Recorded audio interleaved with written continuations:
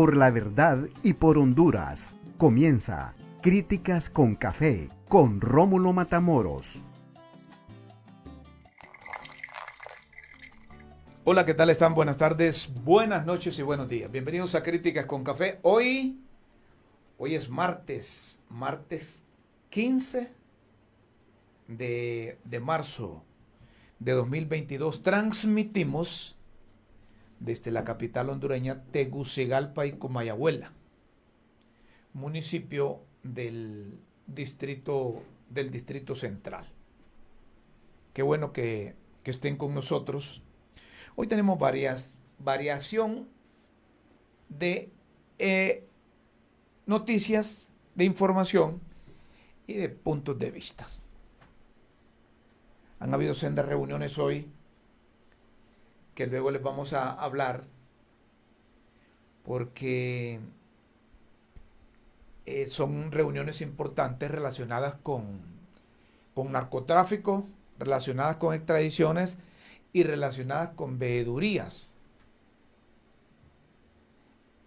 Yo no sé qué piensan ustedes el hecho de que, aunque más adelante vamos a desarrollar esto, de que el Consejo Nacional Anticorrupción esté permanentemente ahí en el Congreso dándole seguimiento o haciendo el papel de veedores en representación de la sociedad hondureña, para que en el Congreso, en ese poder del Estado, no se les vaya, como popularmente decimos los hondureños, chancho con mazorca. Vamos a hablar de eso, y además que hoy hubo una reunión de representantes del Congreso con los de la Corte Suprema de Justicia. Estos del Congreso andan metidos en todo, pero es una comisión especial que se nombró sobre la extradición. Como es que el tema es la extradición, es la corrupción y un montón de cosas que están en moda, pues entonces hay que darle viento a eso. Ya vamos a hablar sobre esto porque hoy hemos invitado a un amigo, a un paisano, a un historiador. ¿Saben por qué? Porque es que pasado mañana, 17 de marzo, es el Día de los Historiadores. Ismael Cepeda Ordóñez, así es, ¿verdad? Así es. Ordóñez. Ordóñez. Como dice aquel amigo, ¿qué tal estás, papadito? Muy bien, Rómulo, es un placer, un gusto saludarte y muy contento por compartir contigo en esta víspera de la conmemoración del Día de los Historiadores, y ahora hay que decir también ¿Sí? Historiadoras, ¿verdad? Sí. Para no herir susceptibilidades, claro. Correcto. Muy temprano. Ismael, ¿cuántos historiadores así registrados tenemos en Honduras? Bueno, primero no hay un colegio de historiadores, Sí. pero somos alrededor de unos 50 historiadores e historiadoras. Sí. La mayoría de nosotros nos empeñamos como docentes de la universidad y de todas las universidades de Honduras, porque la asignatura Historia de Honduras es obligatoria en todo el plan de estudios generales de las 21 universidades del país. Perfecto. Entonces, sí. No hay datos, no hay datos, sí, no hay colegio. ¿Y por qué no hay un colegio? ¿Por qué no se han constituido en colegio? ¿Porque forman parte de otras organizaciones o porque, como dicen allá en el sur, a los historiadores les vale chancleta o no los toman en cuenta? ¿Cómo es la vaina? Bueno, primero porque el colegio, entre más pequeño es el grupo, más rivalidades hay en torno a las escuelas, ¿Sí? digamos, y otros son historiadores de cerro. Sí. Así como hay generales de cerro, hay también historiadores de cerro. Es decir, aquellos que no tienen formación académica, pero parece mentira, pero los que más producen actualmente trabajos historiográficos son muchos de estos historiadores que denominamos no académicos. Sí. Es decir, que usted va a Olancho, por poner un ejemplo, estado el profesor Heriberto Flores, que ha escrito don Blas Galeas, don Darío Uceda. Sí, hay muchos historiadores, o en Ciguatepeque, digamos, o en Comayagua, hay muchos historiadores que no forman parte de esa planilla de historiadores académicos, pero que su producción historiográfica es muy importante. Contribuyen mucho a la historia del país y a rescatar muchos antecedentes de pueblos, de departamentos, que los historiadores académicos no los tenían registrados. Y me parece que la academia y los autodidactas, los estudiosos, deberían, no sé si ir a la par, pero no desechar ese recurso humano que es muy importante, porque en Choluteca, por ejemplo, de donde somos nosotros, ¿qué historiadores te recuerdas? Además de tu persona, lógicamente, porque es el que, no porque te tenga aquí, pero es el que ha sobresalido en los últimos 2 siglos. Digo, en los últimos 2 siglos porque tuviste la oportunidad de agarrar el siglo 2020 y parte del 2021. ¿Ah? No es que estás viejo.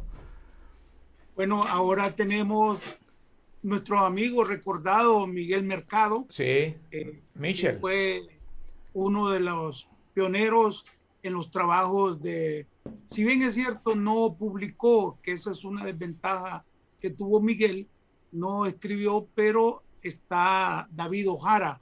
David Ojara Castro Sí. ha publicado un libro interesante de Choluteca Malalaca allá por el 2008, y luego también estuvo un trabajo sobre el Corpus, que le llama el pueblo dorado, que es un poco todas las tradiciones del lagarto de oro y de Sí. toda la riqueza del clavo rico. Entonces, David es, luego Este es el está el Chele, este es el Chele, el Zarco. sí, el Chele, que vive en la zona donde jugábamos en aquel campo el En León el, Libertador. en el campo León Libertador, en el San Juan Bosco. Más en el San, Yo creo que estaba más al San Juan Bosco. más en el San Juan Bosco, correcto, sí, allá en Sí, la parte baja. Allá donde sí, vivían los Ojara, donde vivía el finado Chucho Armijo y Carlitos Marriaga, toda esa gente por correcto. ahí, sí. Entonces, Entonces, hay gente que vale la pena que se mencione porque hoy en día se desconoce, porque hay historiadores, como tú llamas, que son empíricos, autodidactas, pero que han contribuido con sus escritos y sus publicaciones, que quizás no se han hecho trascender, pero que ahí están cuando son necesarias, aparecen.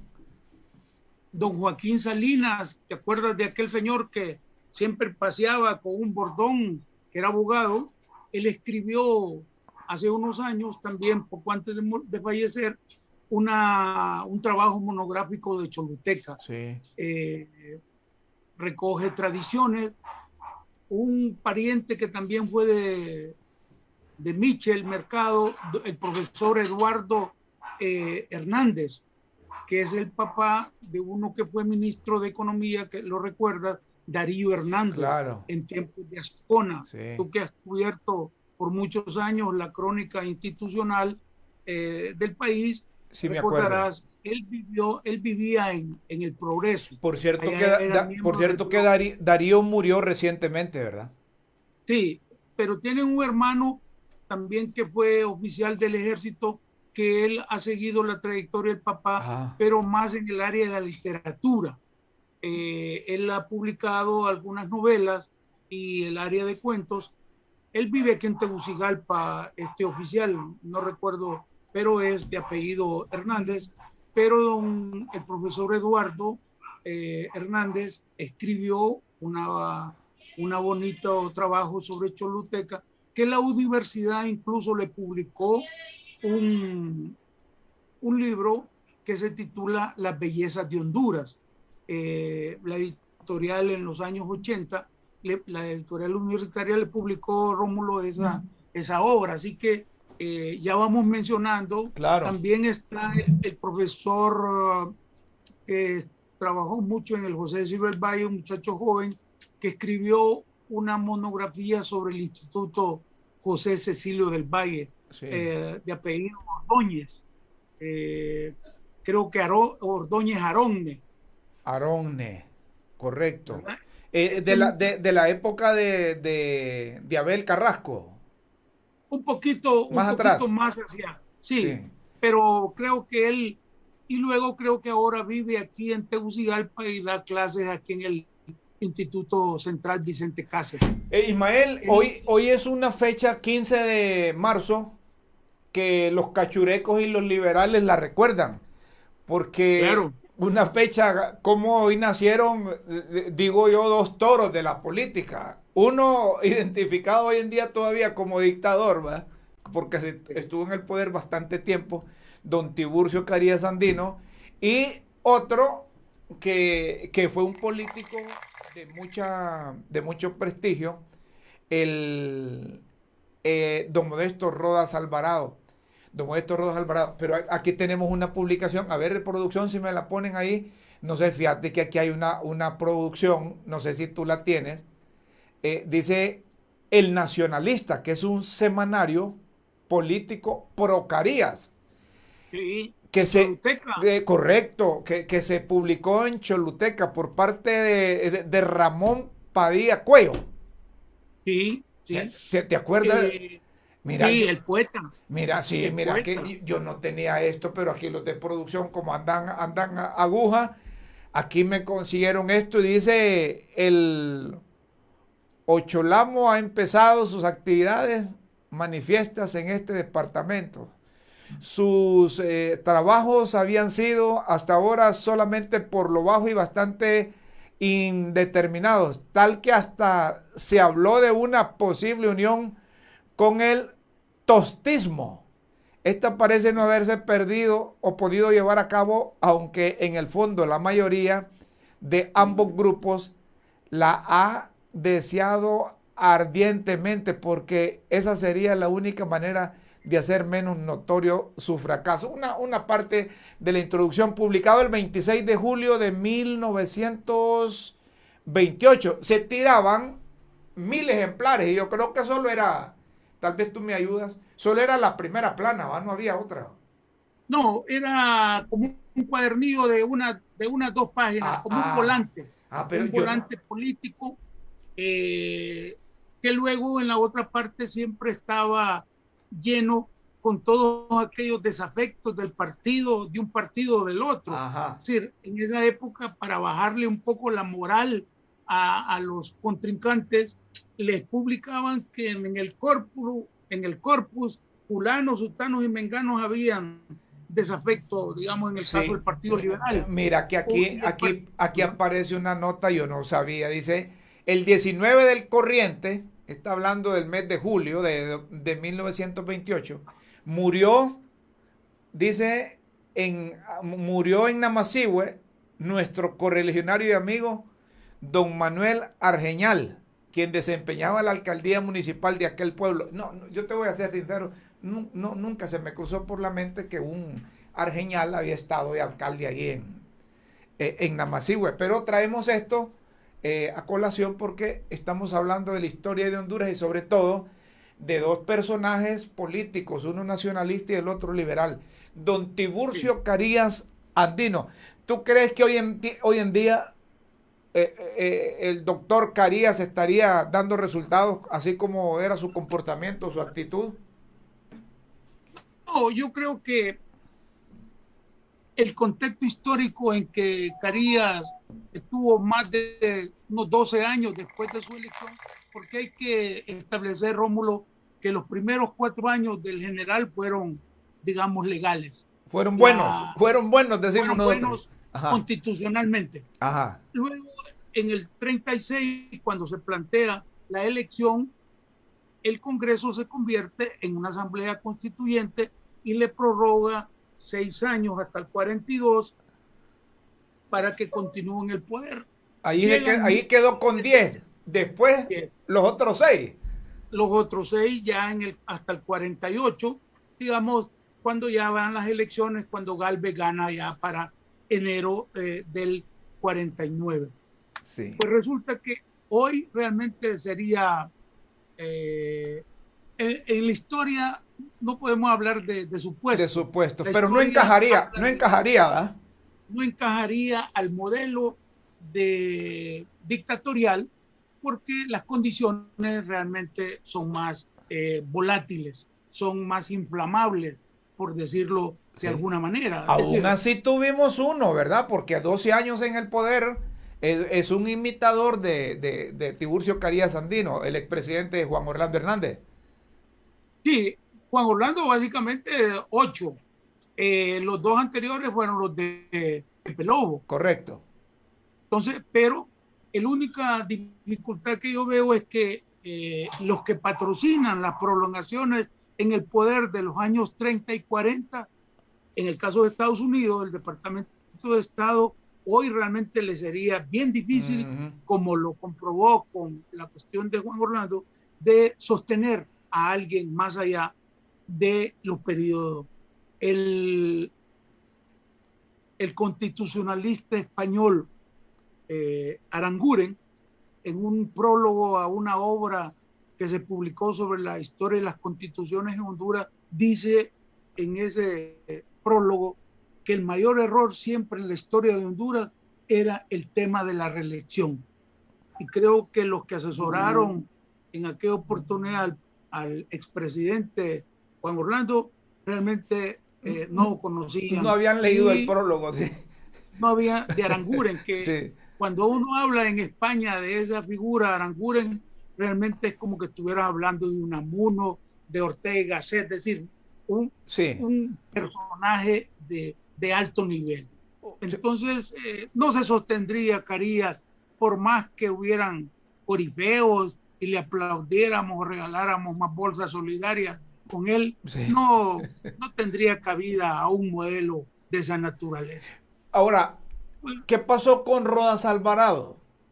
¿Por qué Rodas Alvarado era un líder muy connotado, fue presidente del Congreso y no pudo dar el paso? ¿Qué fue que ocurrió ahí? Básicamente, Rómulo, porque el golpe del 3 de octubre de 1963 no es básicamente contra Villeda. Villeda ya estaba prácticamente terminando su par de meses en la presidencia, sino que fue fundamentalmente contra la figura de Rodas Alvarado. El candidato de Villeda Morales era don Andrés Alvarado Fuerte. Y los liberales panteristas, toda esa línea seguidora de Zúñiga Huete, estaban más al discurso. Recordemos que Rodas Alvarado tenía un discurso realmente incendiario, fuerte, contundente, incendiario. Así era casi reivindicador, que arrastraba pasiones alrededor de gente incluso indiferente al Partido Liberal. Porque le gustaba recordar que el Partido Liberal venía de casi alrededor de 20 años de estar fuera del poder, desde el 32 hasta luego viene Gálvez, luego vienen los 2 años de Julio Lozano, luego los 18 meses de la Junta Militar de Gobierno y hasta el 57, que ya gana el Partido Liberal, gana el 54 en esas elecciones. Pero como no se pudo poner de acuerdo, Gálvez le dice a Julio Lozano, hacete cargo de la pulpería, hacete cargo de esta pulpería porque yo me voy enfermo. Inventó Gálvez que iba enfermo para Panamá, pero le dieron la presidencia de la Corte y con eso él, como era abogado y era un buen abogado, pues quedó. Pero el golpe del 63, ahora que se ha visto más de cerca y se han publicado muchos informes de los embajadores estadounidenses aquí en Tegucigalpa, que el golpe realmente fue dirigido contra la figura de Modesto Rodas Alvarado.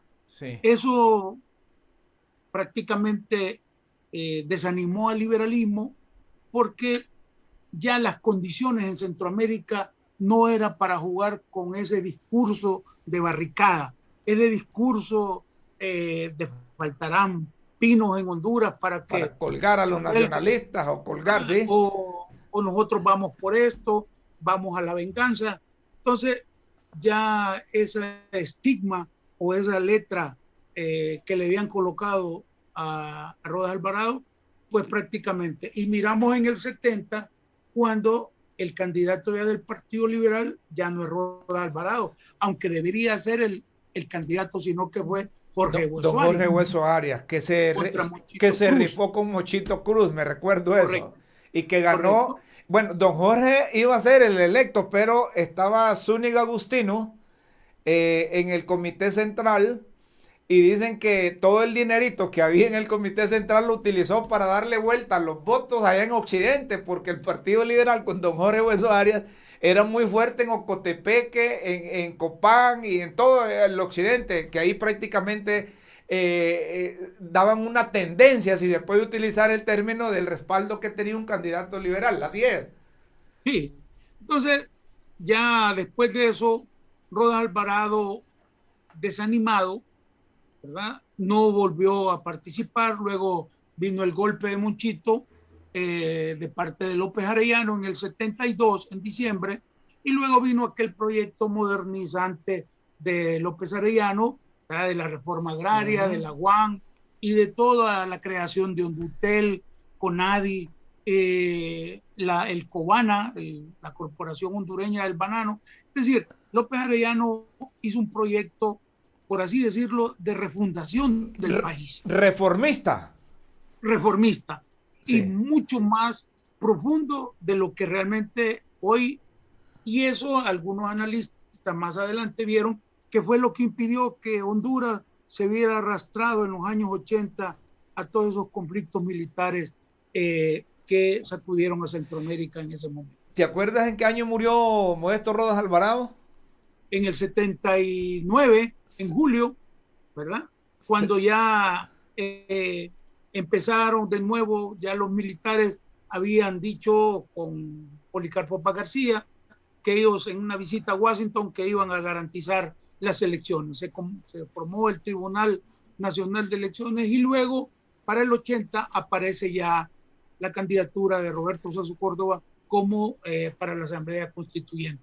El Partido Liberal arrasó, ¿verdad? Sí. Y luego en el 81 que fuimos a las elecciones ya presidenciales. Te quiero confiar algo. Fíjate que en el 79 yo trabajaba con una compañía japonesa, Nikon Point, que hacía estudios de aguas subterráneas, y me tocaba a mí hacer los estudios de la zona baja del sector de Marcovia, en esa zona de Monjarás. Pues el señor Modesto Rodas Alvarado tenía su hacienda por esa zona, yendo yendo para Ratón. Sí. Y me tocó entrevistarlo a él y analizar sobre las condiciones del agua subterránea que había ahí. Y recuerdo que me dijo, pero vos no sos de esos de Lina que me andan malinterpretando la reforma agraria. No, hombre, le digo, yo ando en otra cosa. Pero fíjate que no te puedo atender. Pasa adelante si querés comer algo, me dice. ¿Verdad? ¿Comes algo aquí?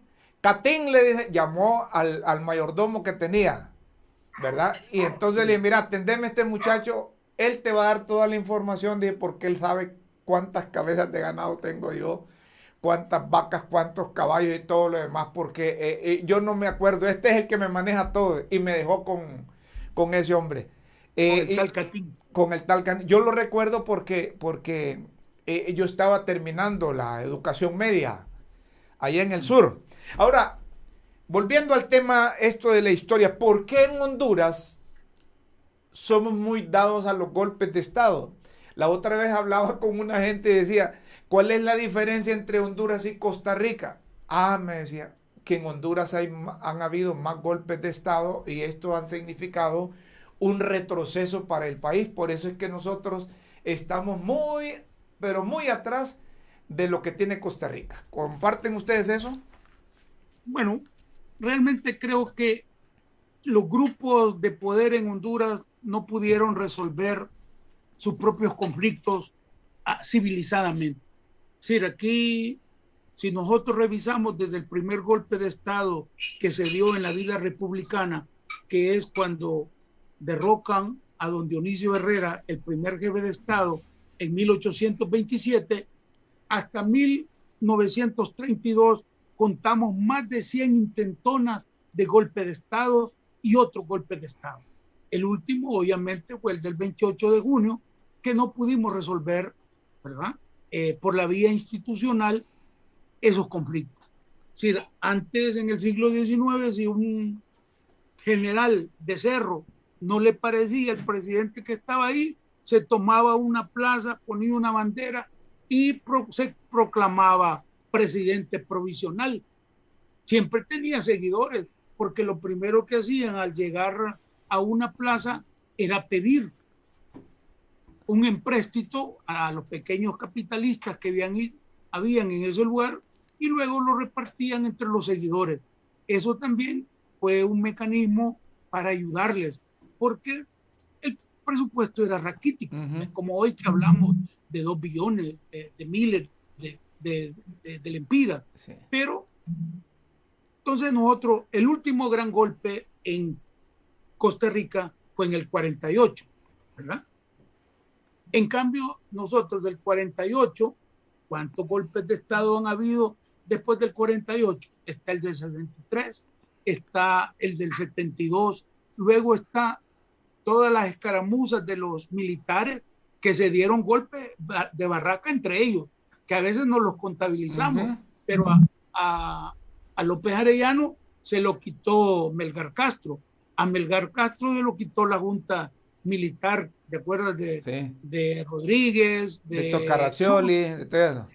Sí. Y luego, ya el último golpe, incluso no contamos con el del 85, que cuando el Irán Contra alentó a Suazo Córdoba que le iba a dar 2 años más, realmente fue la opción B del 85 que permitió una salida a ese conflicto, porque si no, Suazo Córdoba se quería quedar otros 2 años, porque el alegato que daban era que la constitución del 65 era una constitución de 6 años de mandato, y no la del 82, que según Suazo Córdoba, él había sido electo presidente de la Asamblea Constituyente bajo el espíritu de la Constitución del 65. Entonces, nosotros no hemos podido resolver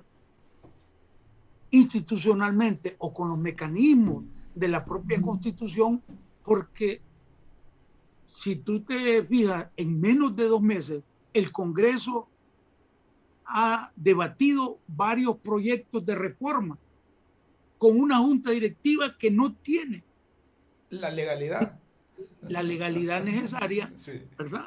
Y aunque se molesten algunos, porque normalmente siempre nos atribuyen que hacemos los reclamos haciendo eco de Juancito Tortilla, ¿verdad?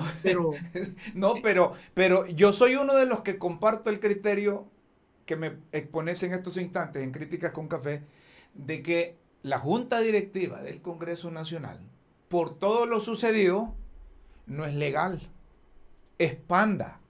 Debe buscarse un mecanismo para legalizarla, ya que todos quizás están hablando de respaldo a la Junta Directiva que encabeza Luis Redondo, pero habrá que hacer algo para oficializar eso, porque si no todo eso va a ser pando, porque ya sabemos cómo se eligieron en su momento las 2 juntas directivas, tanto la de Redondo como la de Jorge Cálix.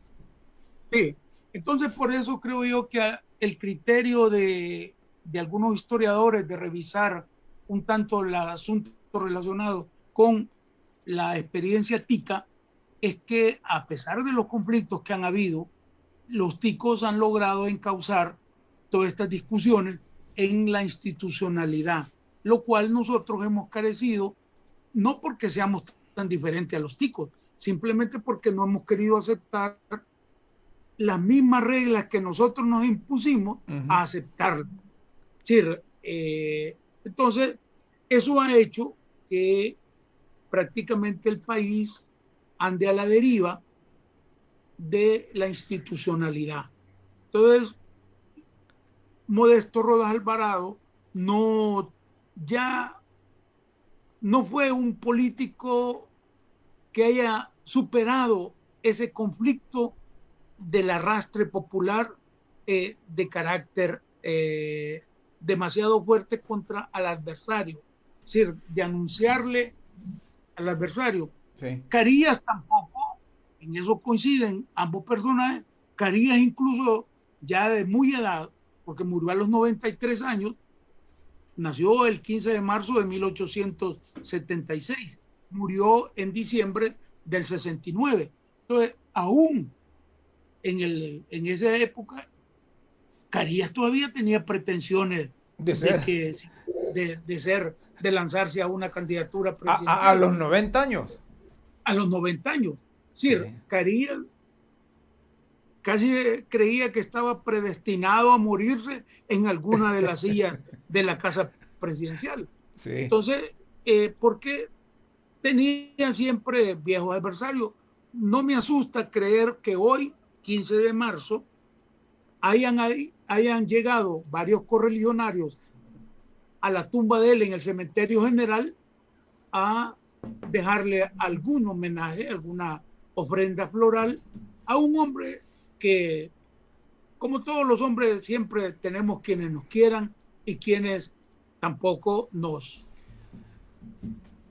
Sí, aquí hay preguntas que llegan. Dice, pregúntele al historiador cuál es la casa más antigua de Choluteca.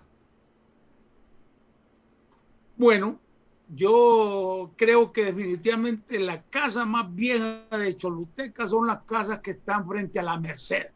Sí. Ahí donde vive Telmo Ruiz, don Telmo Ruiz Valdés, ¿se acuerda? Ahí donde vivía Beto Reyes.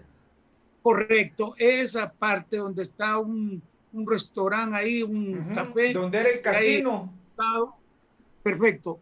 Creo que cuando se inundó Choluteca ya por 1770, que fue una inundación que luego le permitió que trasladaran y toda esa parte de lo que era la banda del río a la mano izquierda prácticamente desapareció. Y las únicas casas que se tienen noticias, documentos que se mantuvieron son esas de la Merced. Fue la iglesia de la Merced. ¿Te has fijado que la iglesia de la Merced tiene como unos ¿cómo llamamos eso? Como bases. Correcto, unas bases para protegerla porque quedó desprovista, porque el río la labró. Sí. Y es una parte alta también ahí, tiene lógica que esas casas de ahí, si el río rebalsaba su cauce normal, costaba que llegara a esa parte porque es una parte elevada, una parte en alto.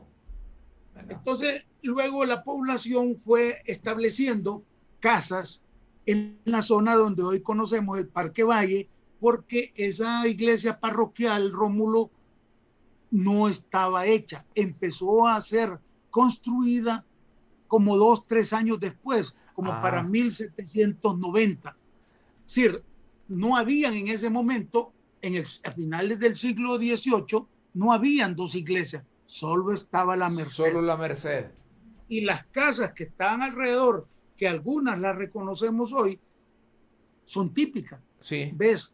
Casas de corredores. Altas, muy altas, sí. Correcto, con tipo de madera que realmente fueron de buenos lugares de corte de madera de color, algunas de caoba. ¿Cómo se han mantenido, verdad? Tantos años, más de siglos, sí.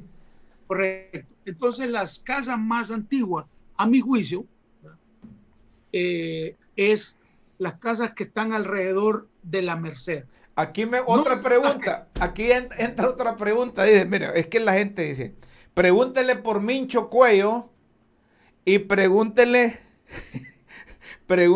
por Mincho Cuello y por Costilla Mono. Todo todos los pueblos, Rómulo, tienen siempre personajes folclóricos, ¿verdad? Tienen sus personajes. Bueno, Tienen sus personajes. te quiero decir que Guillermo Matamoros, nuestro común amigo, él armó un grupo de los mincheros, haciendo alusión a Mincho Cuello en Choluteca. Sí, sí. Entonces, ¿quién era Mincho Cuello para la gente que está conectada ahorita en esta transmisión de Críticas con Café?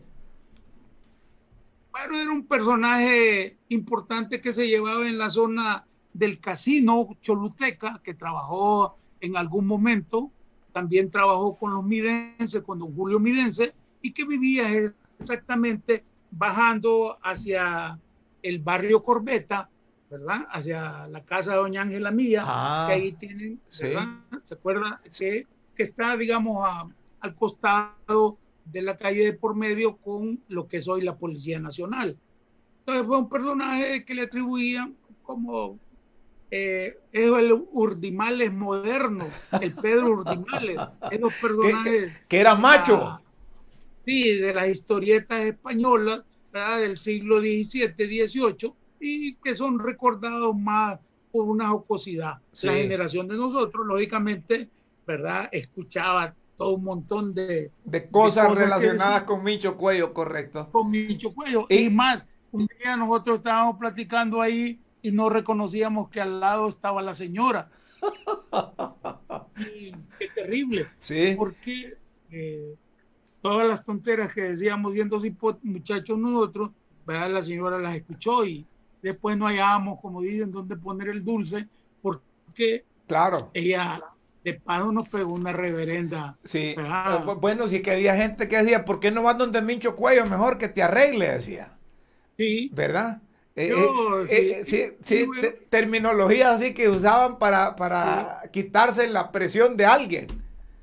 Y luego Costilla Mono, ¿verdad? Que fue también un hombre muy comprometido con la comunidad. Sí. Él hacía arreglos florales, altares en los muertos. Correcto. Tenía una sumojiganga también que adornaba en las fiestas. Así unos nacimientos que daban ganas de irlos a ver para la época de diciembre, sí. Siempre era obligado, junto con las ruedas, doña Blanquita Camacho. Correcto. Todos esos personas que para diciembre uno siempre tenía el itinerario de que esos nacimientos eran realmente como los más importantes de la ciudad. Bueno, te quiero contar de que yo iba yo voy todavía, los fines de año, este año no fui ni el otro por la pandemia, pero siempre se mantiene el nacimiento de la familia Rueda. Doña Ajá. Cunda era otra. Ah, sí, doña Secundina Ponce. Secundina Ponce, correcto. Sí. La mamá de Gabriela. De doña Gabriela. Sí. Las señoras Campos tenían un bonito... también, yo me acuerdo. Y el objetivo de ir a esos nacimientos era ir a competir con los amigos, decirle, encontrame un soldado, o encontrame una rana, o encontrame esto. Era una forma sana de divertirnos nosotros para la época de Navidad. Preguntan aquí, ¿y Valerio quién era? Que la gente decía, vamos a ver, dijo Valerio. Bueno, a Valerio lo conocía, era un músico que quedó ciego, vivía ahí en una de las casas de Orozco donde funcionaba el club de Alcohólicos Anónimos que dirigía don Pedro Maradiaga, el de Me acuerdo, la Carpintería El Triunfo, allá en el barrio La Libertad. Entonces, sí. Correcto.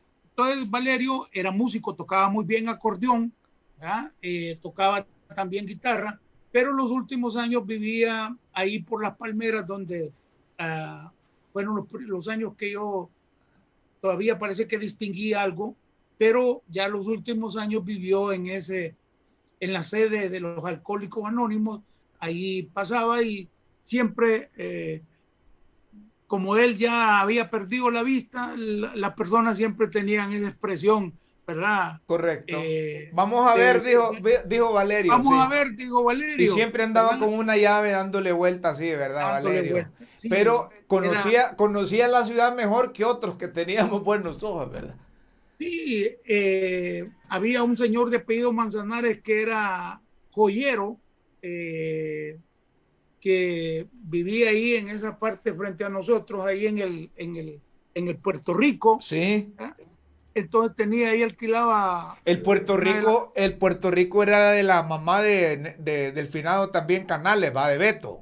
sí, de Beto. De Beto, Sí, sí. ahora donde está la parte de lo que es la colonia, ¿verdad? Sí. Toda esa manzana que era de don Espiridión, ahí tenía de este señor Manzanares tenía y él practicaba mucho, recuerdo, porque eran vecinos. Espiridión Ocon Orozco. Así Sí, era. Originario Espiridión originario de Nicaragua. de Nicaragua. Sí. El Era un hombre hombre muy adinerado, ¿ah? muy adinerado. Creo que bien dejó en efectivo unos 16 millones de lempiras. Ah, Eso bastante. equivalía a unos 8 millones de dólares. En De aquel que entonces en los años era 70 bastante dinero. Y era una bastante. frase que le atribuyen a Espiridión Ocon Orozco, de que alguien halló una maleta llena de dinero y que se la devolvió a él porque era el más adinerado y que él le dio dinero para que fuera a comprar un lazo, ¿es cierto eso? Bueno, no la escuché, pero No está no la sustentada. tengo registrada. No, Otras expresiones de él sí va, pero también la escuché con un señor que le decían el Pilunco, Arnulfo Guillén, que estaba pegado a la casa de Mincho Cuello, ahí en esa esquina, ¿te acuerdas? Donde estaba la migración, sí, bajando ¿verdad? en la esquina, ahí vive todavía una hija de Mincho Cuello, creo, o los nietos, porque alguien, un nieto de él te está escuchando ahorita, se llama Sí. José Luis, está escuchando Entonces, ahorita el programa, y entonces nieto de Mincho Cuello, y vive justamente donde estaba la administración de rentas para abajo, ajá, correcto, ¿verdad? correcto. Una cuadra hacia el norte. Sí, sí, exactamente.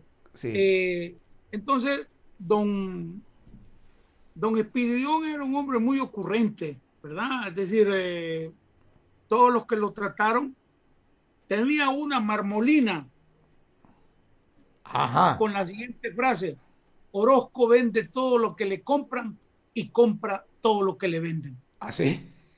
Así. Así. Esa, Lo tenía escrito o era que sí no, decía? lo tenía escrito Ah, en una marmolina, una pieza de mármol, sí. ¿verdad? Siempre había alguien que la limpiaba todas las mañanas como llamemos, un ritual de que él le iba a ir bien ese día. ¿Va? Ah, Compraba todo, vendía todo y él le obsequió a Modesto Rodas Alvarado la propiedad de los Prados. ah, sí. Sí, claro, La que todavía son, administran los hijos. correcto. Ajá, la zona ya frontera con Entre San Nicaragua. Jerónimo y Namasigüe, digamos, en esa zona Correcto. ahí, Entre San ¿verdad? Jerónimo, sí. Y el Triunfo. Y Pegado el al Triunfo. Triunfo. O más bien entre San Jerónimo y las Hormigas, en Ahí en esa la área zona de ahí. las hormigas, correcto. Zona de las hormigas, sí, me Eh, acuerdo. y No eso, sabía para lo eso, que, que Esperidión Ocon Orozco le había dado las tierras a la familia claro, Rodas cuando fue presidente del del Congreso, Congreso Rodas Nacional. Alvarado, Rodas Alvarado, para los que tengan duda, pueden buscar el protocolo de don Oscar Álvarez Durón, que era el abogado, el ¿Sí? notario ¿verdad? De, Por si don- tienen duda de esta expresión que yo de don estoy diciendo, Espiridión Ocon Orozco era don Oscar, el abogado. sí, era el Oscar Álvarez notario de él. Durón. Bueno, pero es que Sí, yo tengo registrado que también de la nieta de Nena Ocon, nuestra común amigo, también era abogado Oscar Álvarez Durón, quien fue magistrado, del mismo estamos hablando. sí, sí, el mismo Oscar Álvarez, que Sí. tenía el negocio bajando el parque hacia la escuela o subiendo de la escuela Tomás Hacia el Peneveto hospital, al parque. Sí. cerca donde Entonces, vivía Janet Farage, ahí donde vivía Miguel Talavera. ese era Alfonso López Muñoz. Alfonso López Muñoz, ah, sí. Ah, pero Y el otro, por ahí mismo tenían después estaba de la escuela Tomasa yendo para el parque, Era del banco para estaba, arriba, es cierto. Del Banco estaba Atlántida don para Virgilio arriba. Joya, ¿te acuerdas de Doña aquel Vilma. abogado Virgilio Joya, un grandote? Y luego estaba la farmacia donde vivía el doctor Guillén Pinel, Correcto. Sí, correcto. me acuerdo. Primero estaba doña Fema Sousa, la mamá de César Ortega y de otros De ahí, uno que tiburón, no sí, vive, sí, sí. Sí, me acuerdo escribe, que antes de llegar a la esquina casi de donde nació el sabio José Cecilio del Valle, ¿verdad? Por aquel correcto, lado. exactamente. Correcto, estamos. Ahí, entonces, esos personajes igual. A mí de todos los de recordatorio es no solo Don Micho, sino también un hombre muy querido fue Costilla Mono. Costilla Es Mono, decir, sí. Te voy a contar con una los historia, años, te voy a contar una anécdota de Costilla Mono. Estaba en el cierre de campaña el expresidente Carlos Roberto Flores en la cancha Guadalupe, cancha América, que la llamábamos, donde jugábamos fútbol.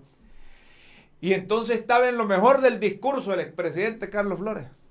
Y de repente nos está viendo que se ve que como que se iba abriendo el mar de gente que había ahí, y era que Costilla Mono entró en una bicicleta con unas mojigangas al lado y paró el discurso del ingeniero Carlos Roberto Flores. Entonces, con aquella característica que tenía él, y ¿quién es, hombre? Hay que esperar que llegue, dice, porque si no, están más enguasados con él que atendiéndome a mí. Tuvo que parar el discurso hasta que llegó Costilla Mono, ya así como decía él en la bicicleta, casi cerca del estrado donde estaba el ingeniero Flores. Continuó la vaina y había una transmisión directa de los principales medios de comunicación, y se paró la transmisión porque el Costilla Mono entró por donde estaba la gente en la cancha Guadalupe. Ha sido muy agradable platicar contigo, pero concluyamos aquí en Tegucigalpa, la capital política. ¿Tú crees que va a llegar el momento de que esta constitución que tenemos, que tiene tantas leyes en Honduras, además de la misma constitución, tantas leyes que se han aprobado, que no les prestan atención o no les paran bola, que va a ser necesario constituirse o armar una constituyente, o no hay condiciones?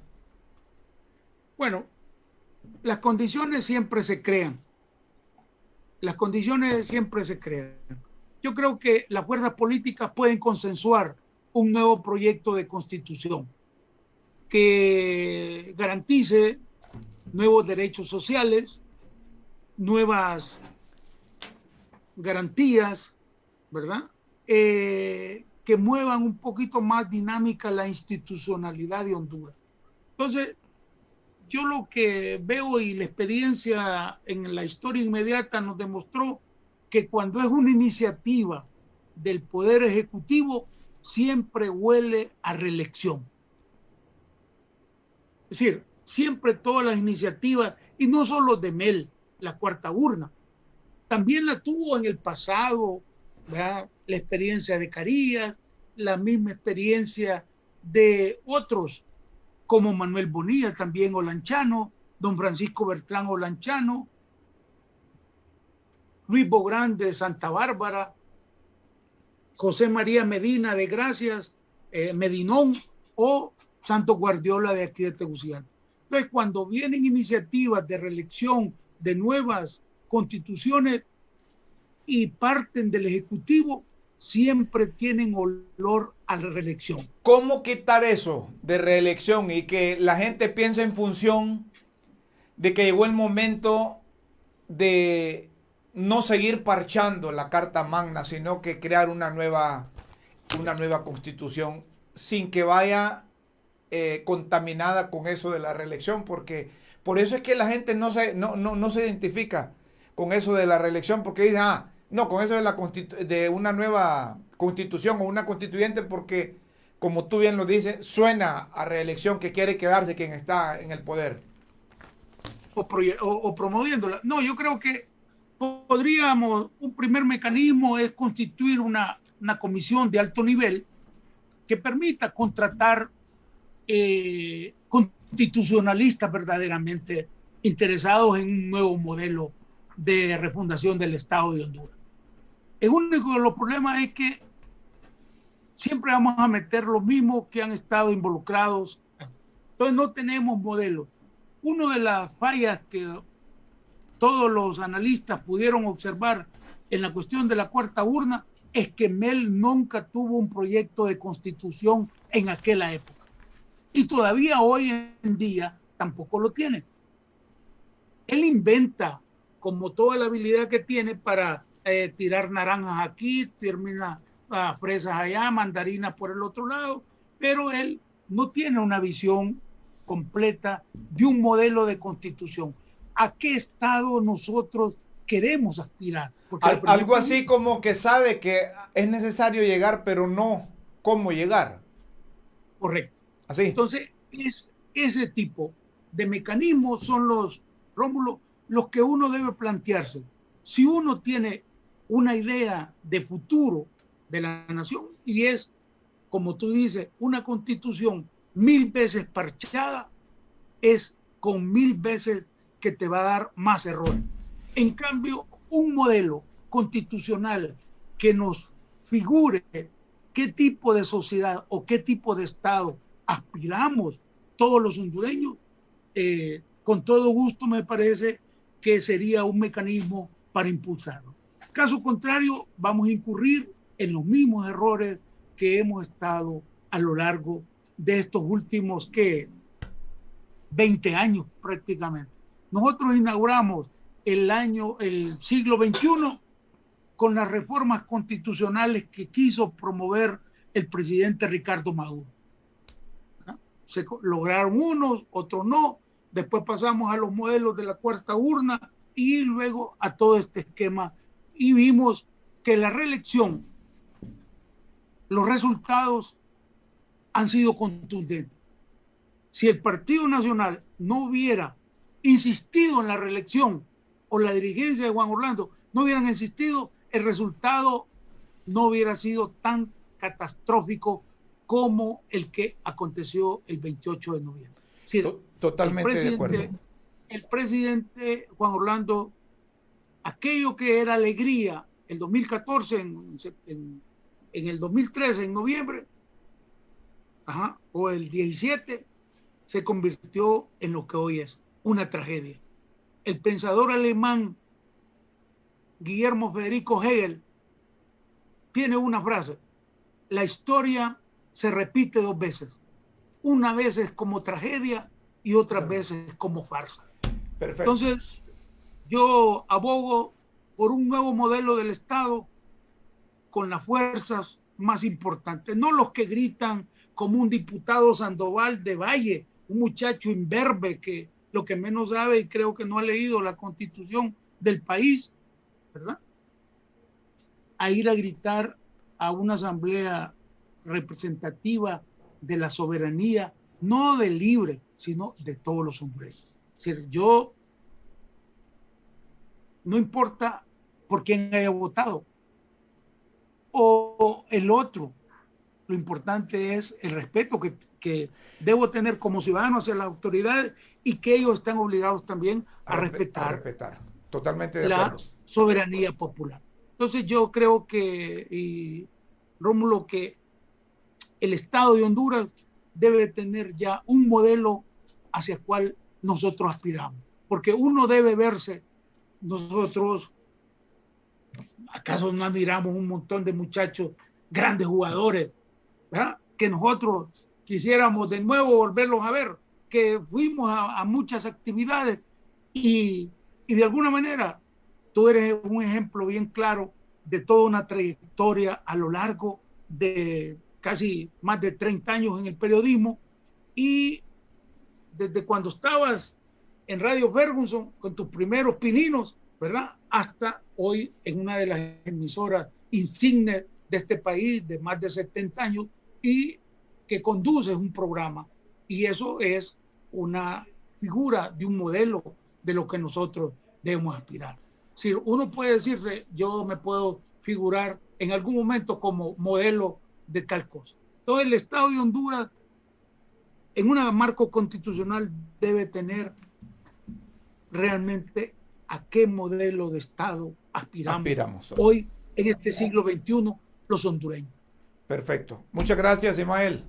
Un abrazo y gracias por Rómulo. estar en Críticas con Café a través de las redes. No será la primera vez, siempre estaremos comunicándonos contigo porque ha sido muy, muy constructiva, muy orientadora, muy ilustrativa tu participación esta tarde aquí en Críticas con Café. Muchas gracias, un fuerte abrazo. Gracias a todos tus oyentes y a toda tu teleaudiencia. Muchas gracias. Perfecto. Ismael Cepeda Ordóñez, historiador. El que sabe, sabe.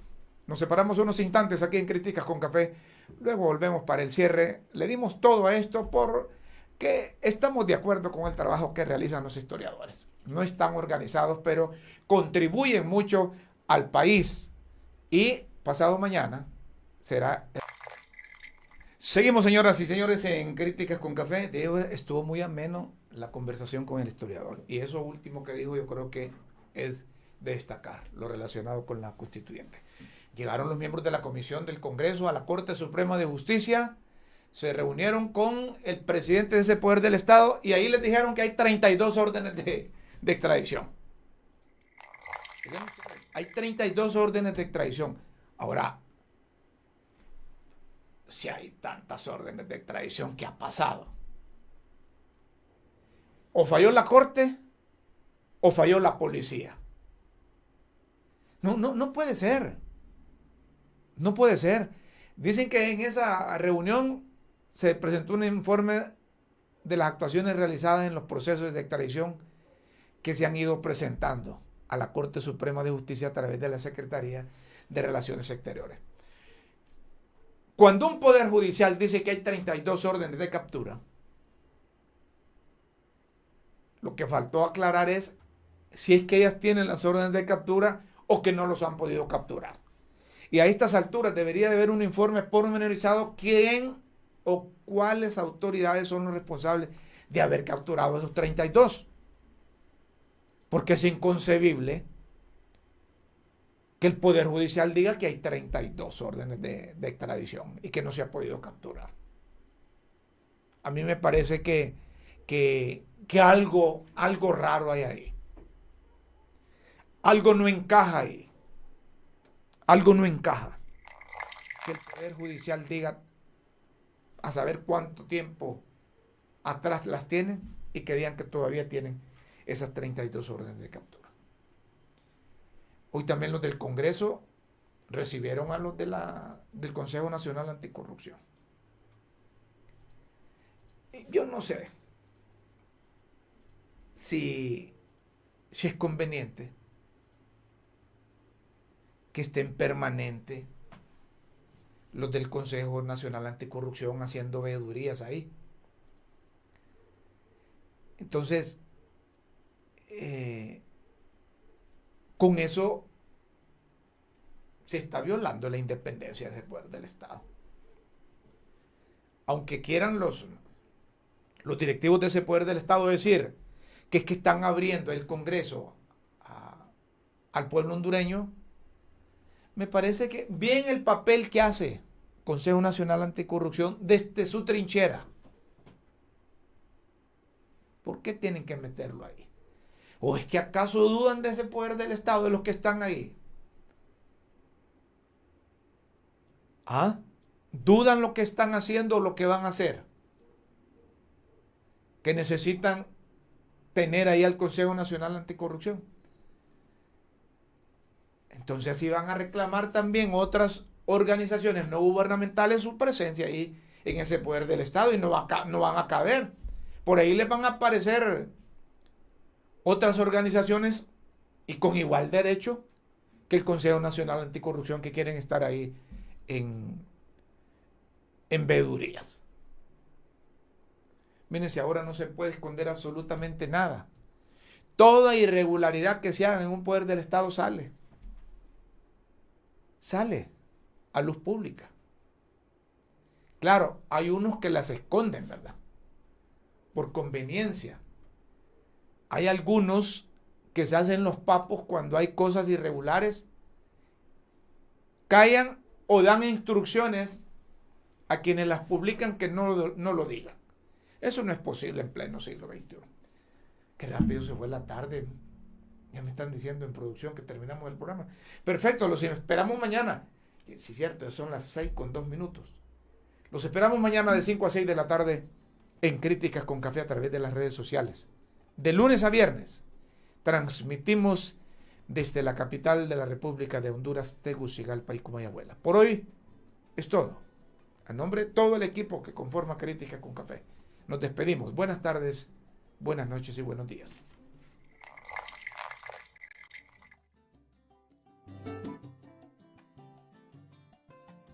Por la verdad y por Honduras.